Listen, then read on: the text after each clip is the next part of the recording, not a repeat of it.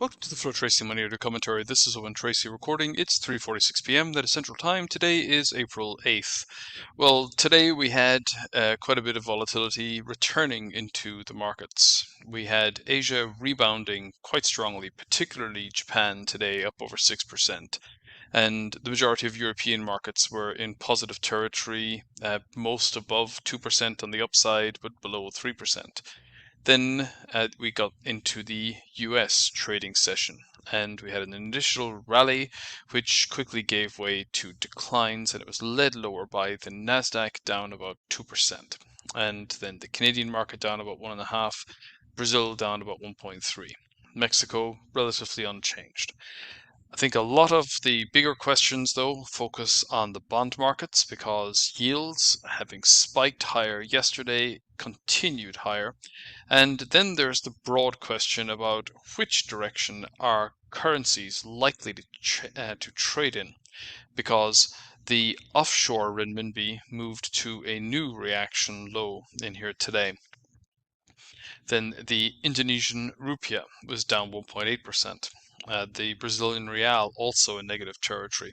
And we can see here from the red lines on this chart that the vast majority of the currencies that were in negative territory are either some of the bigger commodity trading currencies, or then currencies that are not considered reserve quality.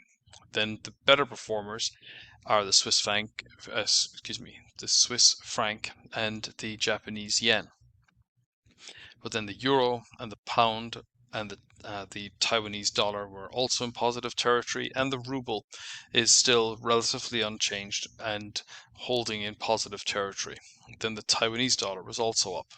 So this is raising important questions about China, because with China's economy on, I think, watch for exactly what impact tariffs are likely to have, then commodity exporters, which obviously have a heavy dependence on China, they're not reacting particularly well.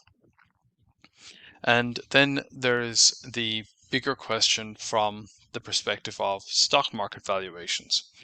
And what we're definitely seeing is a lot of the luminaries on Wall Street coming out against tariffs.